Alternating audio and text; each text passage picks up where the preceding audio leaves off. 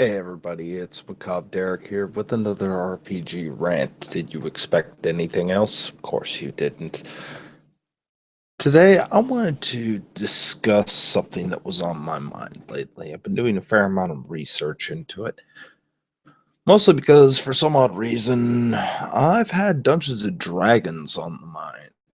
Specifically 5th edition. Though I guess it's just called Dungeons and Dragons now. Thanks, Wizards of the Coast. And I wanted to end discussing why it's so good to be bad. Now, I'm one of those people who doesn't have a problem with anybody playing really any alignment. The thing is that evil has a particular issue. It has an image problem, I guess I should say. The reason it has this image problem is usually because most of us ended up running games in high school. And naturally, we always ended up having a bunch of kids who always ended up figuring that if I can play the evil character, I can be a douche.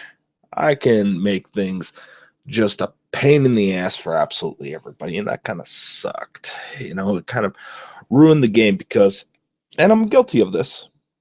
Guilty of this. It's a growing pain that everybody's gone through if you've ever ended up going through playing evil characters, or at least I'd like to think everybody's gone through this.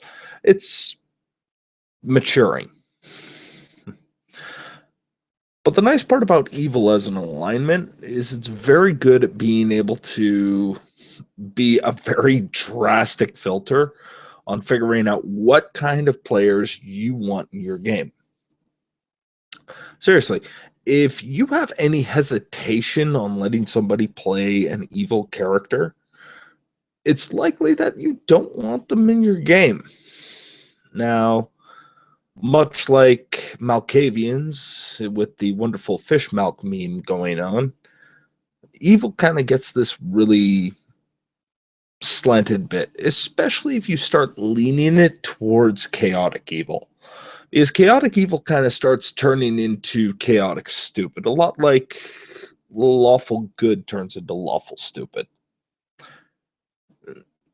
It's a case of it doesn't make much sense and people don't think it out because they figure that's my alignment. Usually the way I end up viewing it is that your alignment should be dictated by your character. Your character should not be dictated by your alignment. Going into this, let's cover our bases. Lawful evil. Evil, very simple point. You can almost akin it to selfishness. Now, evil doesn't necessarily need to be completely selfish. I mean, absolutely everything needs to be only about me or anything of the such. This is one of the things that makes people who play evil characters but don't really give it much thought other than how am I going to maim, torture, and kill my way to the top.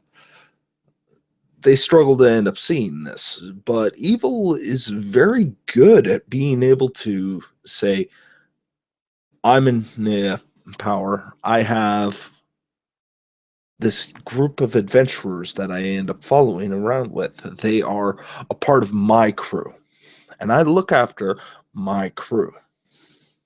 Best example I can think of right off the top of in my head, if you want to talk lawful evil in recent media, The Walking Dead just released a character called Negan. Negan, I would argue, falls very well into lawful evil. He takes exception to you killing his men. He does give a shit about what the hell happens to him, but he gives a heavier focus towards the rules. And if you have any debates about that, ask Lucille. She is a stickler for the rules. You end up finding characters who have this code. You got to think about that. Does your character have a code? It doesn't necessarily have to end up saying like 5 things I would never do, though that's a good start. What it's more of a case is they just have principles. There's principles to it. Now, evil will typically say, I'm looking after me and mine, but that's one of the key things. When you're growing pains of evil, as it were, you tend to think it's me, but it's not mine. It's not my party. It's not my family. It's not my friends. You fuck with them, and you will end up seeing the wrath of somebody evil. Revenge plots are actually most satisfying when you're dealing with somebody who is truly well and thoroughly evil, because they can end up spending months, if not years. You will find players who are thinking about what am I going to do to this person because they've caused me and my own harm. And how am I going to exact that revenge? How am I going to make an example out of this person to make sure that nobody ends up crossing me and no one's going to end up thinking about going after my party, especially trying to get at me? It's a way to protect me and what I have. Yes, it's very selfish, but that selfishness also can benefit the group, keeping hold to those principles. Neutral evil. Neutral, well, doesn't really have a code, probably does prefer to end up having a few rules and a few things going, but yeah, overall, whatever needs to happen in order to get through. These people can think long term, but they don't necessarily care about what they're about to do. In fact, I would argue it's probably darker than chaotic evil. Chaotic evil, we'll get into that in a second, but neutral evil, whatever I can get away with, so long as it ends up helping me and the party. I'm not going to be an idiot about it, of course. Just because a town may spurn me, it doesn't mean that I'm going to say, okay, we got to kill absolutely everybody in there. No, no, no, no. But they might end up thinking in terms of downfall, how to bring it to its knees, just so this way they can come in as the heroes that they are and make the town strong again while owing fealty to you and your party. Because guess what? That's how it sometimes has to work. When there's only so many mouths to feed, sometimes slave labor is considered a must because you need expendable people to make sure that those who are not expendable are kept fed and safe. Let the ones you can afford to lose do the scavenging. Now, chaotic evil. The way I've always kind of viewed chaotic is almost like ADD evil. They have an issue of long-term thinking because it's impulse. I'm not going to say that they're going to be stupid about it, but they are very much an in the moment, the now situation. They look at it in a case of the consequences of the action are just making the situation more interesting. They take almost a glee to it, but they don't want to end up doing more than they can handle because, quite frankly, life is too much fun. Got to end up making sure that, again, the party is in good hands. This goes back to what I was discussing earlier, that growing pains of evil. You can play a selfish individual. You can play almost dastardly son of a bitch. You can get in there with some of the darker impulses of the human condition and run with it. But when you're first starting, you might think that you have to be disruptive, stealing from the party, threatening to murder, one of them in their sleep or anything like that. No, no. Evil without attachment is just a villain being played from a different perspective. You are not the antagonist. You are not the villain when you play an evil character in Dungeons and Dragons. What you are is a horribly flawed individual with a set of beliefs and even potentially moral principles that are just inherently dark. You might consider it moral that might makes right. And in order to make sure that you are always right, you need to be stronger than the next guy. Keep that in mind. It becomes difficult. It really does. Because when you're trying to end up playing these kinds of characters, you have to stick true to who they are. That being said, alignment does not dictate the character. It's the character that dictates the alignment. Do not be afraid to make that personal journey. Struggle with it. Struggle with your own morals. It's quite possible that the party and their good intentions and the wanting to do right by the world can end up helping you turn to something else. Maybe just that one action where you were selfless. Maybe you weren't so selfless and just appeared that way. Or maybe you're starting to get attached to this feeling of everybody coming to you and saying, here's our hero. And you start to let that propaganda that's being built around your character as you gain that renown start to affect how you see yourself. And as doing so, you start to remold yourself and become something else. You don't have to be locked into it. In fact, that could end up building to a very interesting redemption arc for your character. Now, the other thing that helps with evil is if you have an experienced player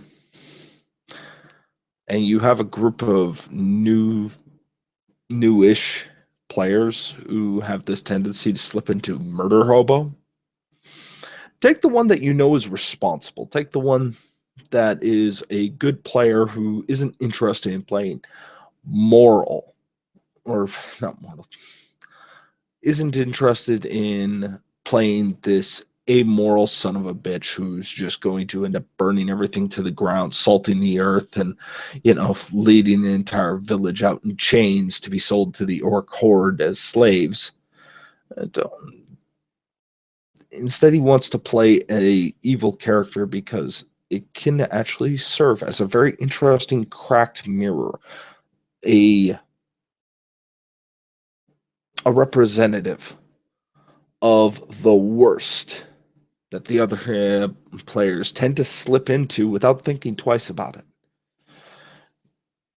Good characters tend to massacre villages more frequently than neutral or evil ever could. This might be a testament to some of the games I've regretfully been in, but it has been my experience that a lawful good character is looking for an excuse. And because of that, pair them up with somebody who's truly evil and selfish, and let them take note of this person who's supposedly good. And instead of trying to stop them or get in their way, instead applaud, egg him on. Let him move on and specifically bring him into that philosophy. Might makes right. And look what you've done. Massacring an entire orc tribe to save a village. I applaud these efforts. Why wouldn't I? The village is safe. You have done a great deed. Surely they will sing tales of your conquest. He says it's not conquest. Oh, surely it is. What else would you call it? You've committed what could only be referred to as an act of genocide. That's not how it is. I was protecting the village. Really? Really? Because you could have done that with so much less bloodshed. But you decide to go over the top because they're evil. So, because they're evil, they deserve it. Evil deserves no mercy. You will make a magnificent tyrant someday. Be that dark advocate. Let them fall to it, what have you. But always make them remind themselves what kind of character were they trying to play. Ironically, when a single player is evil amongst the entire group, suddenly everybody else starts to become a little bit more righteous. Suddenly everybody becomes a little bit more strenuous on their paths and start to really figure out their character's personality. Because while everybody wants vengeance, very few are willing to end up playing evil. More specifically, I should say, very few DMs will allow evil characters. Now, as for the type of evil I like to play, I have to end up saying I bounce between the extremes. I love myself some lawful evil. Oh, if you build a code, something that's really well thought out, something that's fleshed out, and something that becomes a personal philosophy. Doesn't even need to be about evil, but it needs to be selfish. It needs to inherently prove themselves right. You start taking that to a little bit of an extreme, suddenly you'll have somebody who can end up becoming extremely depraved. Look how merciful I am. I could have slaughtered this entire village of orcs. Instead, for the act of bringing humanoid creatures to slavery, I have made them slaves. They have caused this village so much turmoil. Well, now I've handed the whip to the village, and I've put the chains around the necks of the orc horde. Let them work the mines. Let them work night and day, and feed them not but a scrap of bread and a single thimble full of water. Let them waste their strength upon the rock. When they turn on you, cut one down and make an example of another. Break their spirits and let them and their generations afterwards know that the crimes against this village are being paid for. The damage they've done being undone as the town grows stronger. After all, isn't that what heroes do? Save the town from the monsters. I just like making monsters out of people. Oh, no. Don't think that this is something that is designed to be wicked. That's a judgment for the history books as of right now. It's strengthening the kingdom. It's strengthening the walls. It's strengthening the economy. There is very little downside to this. Oh, you take pity on the orcs. They weren't in a position to ask for pity when they were trying to crack your head open with a mace now, were they? It's just the natural order of things. Nature taking its course in, shall we say, more illustrious manner. It's fate showing that it itself has a love of irony. You can end up playing these evil characters and bring them to the forefront. Just don't overdo it. Evil for evil's sake can work in D&D, but it's never as interesting. Instead, let it be a philosophy. Build the character to be something a little bit more malevolent, a little bit more tyrannical. You can be a philosopher, a great warrior, warlord. You can be that snake oil salesman. You can be the poisoner, the assassin. Doesn't really matter. Just so long as you understand how it is that your deeds may benefit the others, so long as you yourself are benefited as well. It doesn't take much. My party's rise in status and wealth and power contributes to my own.